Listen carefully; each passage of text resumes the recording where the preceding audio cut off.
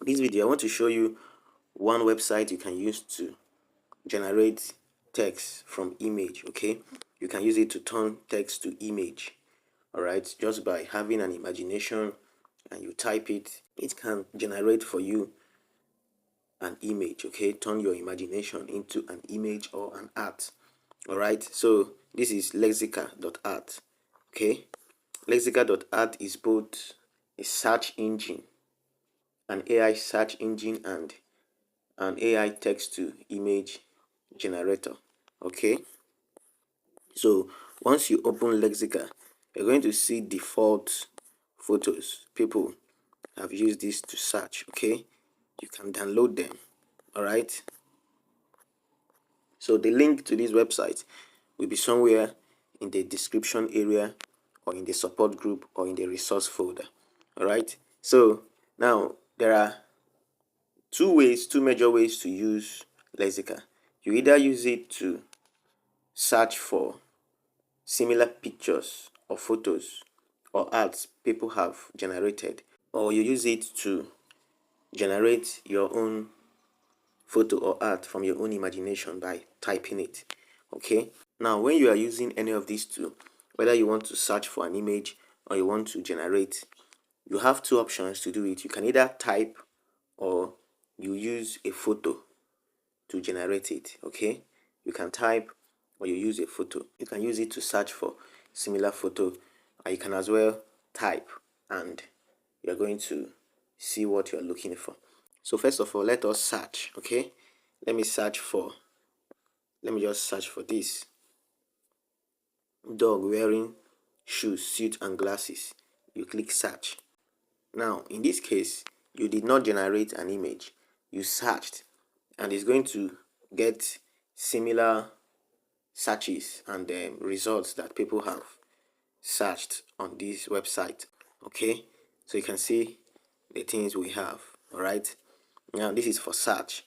Now when you are searching, if you tap this T icon, this icon that has T facing each other, okay, you can now select the model you want your image to appear, whether you want it to appear as lexica aperture or stable fusion version 1.5. So let's look at what stable fusion gives us. You can see this is what stable fusion gives us when we search something like this. And mind you, this is version 1.5. Okay, stable fusion have actually evolved. Okay, so you can go back to using lexica aperture. All right, this is beautiful. Okay, now mind you, we are searching with text. We did not generate an image. Okay, so we just searched, and then this website AI crawled the internet and gave us similar pictures. Okay, that has to do with what we searched for, and this is cool. You can use it. All right, I love this. Okay, you can download it.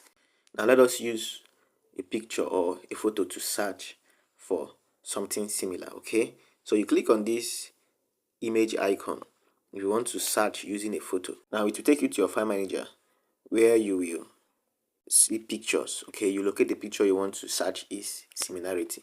Now I will select this. Okay, I want to get something similar to this because I am not the original person that created this art, but I love it, so I want to get something similar. Now you can see that this has generated something similar. All right, so this is beautiful. So because I don't know the prompt this person used, I just had to use it to generate something similar. Okay, so you can see this is cool. Okay, so you can use any of this. So at this point, let's try generating our own image using our own prompt. All right, now this point you click on generate. Okay, you go to this website, you click on generate, and they will ask you to log in or sign up. So for me, I have logged in. Okay, my account is already logged in. I can see some of the images I have generated using this. Okay, so here you will be asked to type or describe your image. Okay, then you enter negative prompts.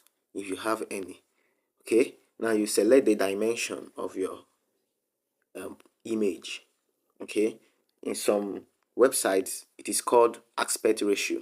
Okay, then you select the model.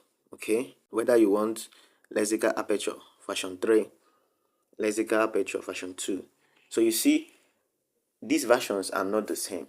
So that is why when creating your prompt, it is always good to mention the version.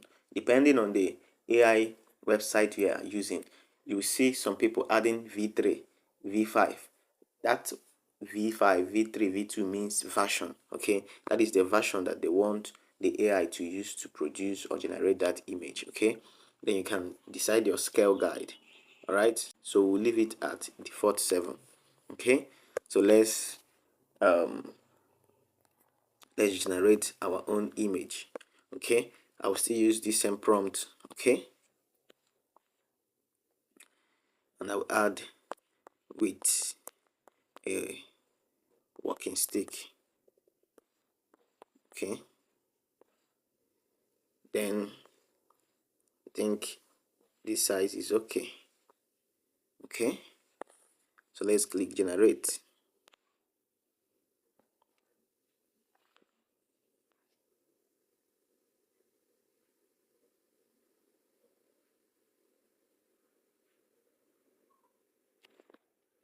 Okay, can you see what we have? Okay, all right. If you can remember the previous one, when we just searched it, it brought out photos of dogs wearing glasses and some not wearing glasses as well. But here it actually brought out photos of dogs wearing glasses. Okay, so let's try and change the AI model to see what it gives. Okay, let's use version 2. Let's click generate.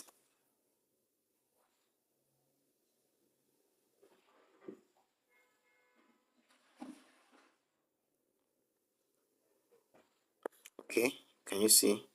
Even though I'm not cool with the walking stick, okay, but I'm cool with the pictures. And I think the challenge is with my prompt. When you give a well constructed prompt, you're going to get a beautiful result. So if I actually want a dog holding a walking stick, then I need to actually sit down to construct my prompt very well, and I'm going to get what I actually want. But the essence of this particular video is to show you how you can generate your own images, okay, by typing your own prompt or text here using this particular website. Okay, so this website is free, and if you don't want to type in a prompt, you can as well upload an image. Okay, let's click upload image. Okay, let's select this. Mind you, this is for educational purposes. Okay, now it says create similar image guided by your prompt. Okay, so it means that when you upload an image, you have to give it a prompt, and it's going to use that image with a prompt that you describe to produce something beautiful. Okay, so let me use this version 3. Okay, let me say a Japanese ninja. Okay, so I want this image to look like a Japanese ninja, and mind you, I have already selected the default dimension, okay, or aspect ratio. So the image that will be generated will definitely have this dimension. So before you upload, you can as well set your dimension very well before you use that of uploading an image. Okay, so you click generate. Let's see what happens.